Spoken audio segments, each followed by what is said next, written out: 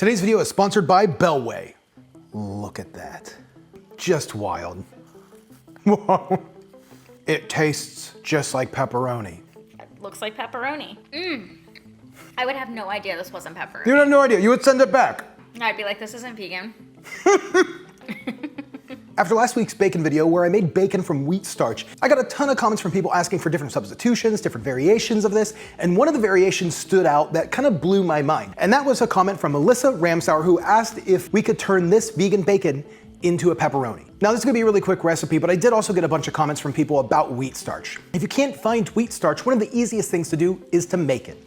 And really, all you're gonna do is just make a flour dough ball. But you can make a simple dough ball just by kneading together some flour and water until you get a soft, pliable dough ball. Stick that dough ball into a bowl of cold water, let it rest for about an hour. After the hour, start kneading the dough ball under the water. The water is gonna turn incredibly milky. What you're gonna be left with is pure gluten. You could use that gluten to make seitan meat. It comes out really good. Now all you need to do is wait about 15 minutes or so, let the starch settle to the bottom of the water and pour off almost all of the water, and what you're left with is just pure wheat starch. Once you pour off enough water to where the wheat starch is about pancake batter thickness, maybe a little bit thinner than that, that's when you could start adding in some of the seasonings and flavors that we did here, and you're gonna end up with about the same thing. Okay, so we're gonna make this in two parts, very similar to how we made our bacon, except we're not gonna like swirl it in while it's wet. We're actually gonna be using that cooked. So let's go ahead and cook up our fat, the little fat chunks, the little white flakes that you see through pepperoni. Let's go ahead and prep that up. All we need is a 1/4 cup wheat starch,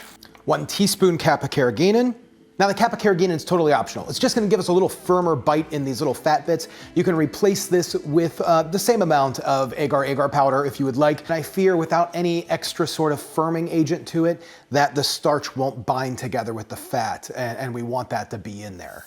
Real quick, let me tell you a little bit about today's sponsor. Bellway is an organic, all-natural, vegan, keto, paleo-friendly, and gluten-free fiber supplement that contains 0 sugar. It's flavored with real fruit, so it tastes better than other fiber brands. I got the Super Fiber Plus Fruit Raspberry Lemon. I know this time of year is hard with all of the not so healthy food choices. That can really lead to an unhappy gut. The Super Fiber in Bellway can help you detox from all of those unhealthy holiday meals without making you run to the bathroom. Fiber can relieve and prevent bloating, gas, indigestion, and other uncomfortable symptoms that can be related to your gut. Bellway is safe to drink every day, 1 to 3 times a day. To take it, you just simply mix it with water or blend it with a smoothie and then drink it immediately. I mean, it's really good. It's really, really good. Bellway comes in tubs and stick packs starting at $19.99, and it's available only in the US. Make sure you use my code and the link in the description below to get 25% off your first order of Bellway. Thanks, Bellway, for sponsoring today's video. So we're gonna add a 1/4 cup of water. Go ahead and whisk that in.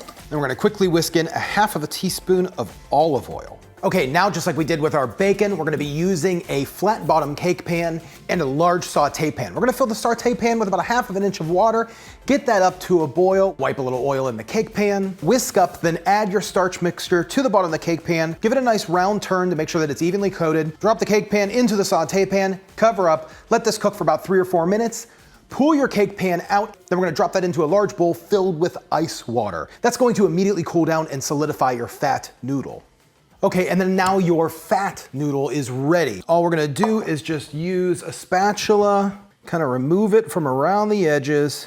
Takes a little bit of practice, but if you put that oil in there, it makes it a heck of a lot easier. Now we want the fat bits to be evenly distributed throughout the pepperoni, so we have to make sure that we make these little bits small enough so that way when we lay them into our pancake, that they're not like protruding and making it like a bumpy pepperoni. And then just how you would cut noodles, we're just gonna cut incredibly thin noodles, very, very thin.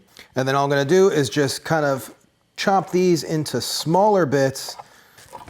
Okay, and I'm pretty happy with what I have here. I'm just gonna throw these guys into a bowl, this noodle here. And then we're just gonna use a teaspoon of tapioca starch.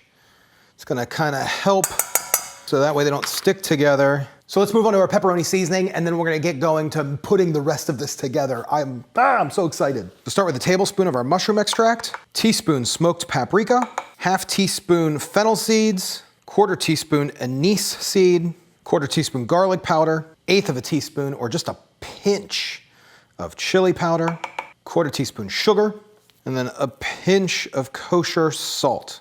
And we just want to crush and mix that all together. Make sure all of those seasonings are really well combined. We want the anise to be crushed a little bit. We want the fennel to be crushed a little bit. So give that a taste and you should have a nice pepperoni taste. I think it's pretty good. So at this point, we're just gonna take our bowl that we just used to make the fat. Even if there's still some leftover starch in there, that's okay. You wouldn't have used all of the starch to make this fat.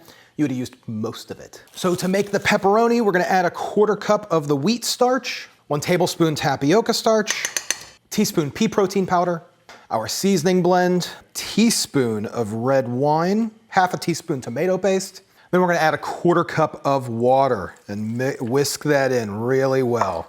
So at this point, this mixture looks really good. It smells like pepperoni, it looks like pepperoni. I'm just gonna drop a few of these pieces in, these like little, that's gonna work. So let's just drop some of this in. Be ready to put some more of this in when you're making your noodle, but I think this is gonna be okay.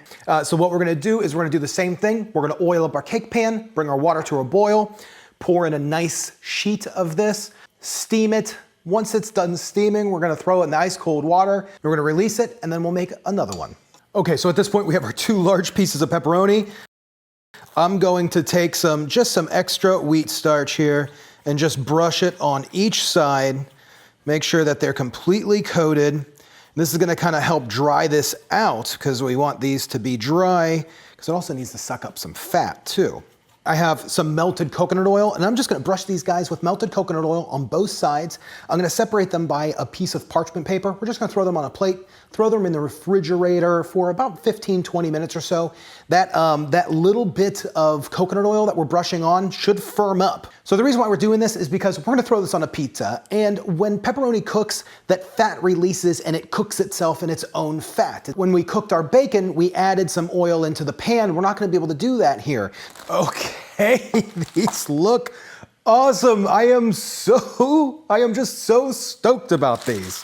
Okay, so now before we make our pizzas, let's go ahead and cut some small pieces of pepperoni out of these big sheets here. I'm so disappointed that I have to cut these. And then I'm just gonna use a lid off of a seasoning jar. That should be enough to cut us a piece of pepperoni. And that's perfect. I think that's a great pepperoni size. So just go ahead and go around and cut your pepperoni. Okay, at this point we have our little pepperoni pieces. I mean, look at these things. Look at them. Oh, I'm so excited about this. So I'm gonna go ahead and make a small pizza. I have my dough ready. It's already rolled out, ready to go. I'm just gonna throw some regular pizza sauce on it. Don't kill me that I didn't make my own sauce for this video. This video is all about the pepperoni. We're gonna throw on some Daiya cutting board mozzarella shreds. We're gonna top it with a load of that pepperoni, and then I'm gonna throw this into my pizza oven. Now I know a lot of people don't have pizza ovens. If you don't have a pizza oven, just throw your oven up as hot as you can get it. Get some pizza stones. Those things are really great to have. Throw the pizza stones in the oven and then launch that pizza right into your oven for about 10 to 15 minutes. I mean, look at this. Look at this. I don't know how else I mean, the pepperoni came out perfect. So I will say the thinner that you can get these sheets, the better it's gonna come out because that pepperoni will curl up and it will create those little pepperoni pockets that are so amazing. Okay, try it, baby. What do you think? I mean, what is it? What do you think? No, it looks like pepperoni. Yeah. I mean, dead on pepperoni.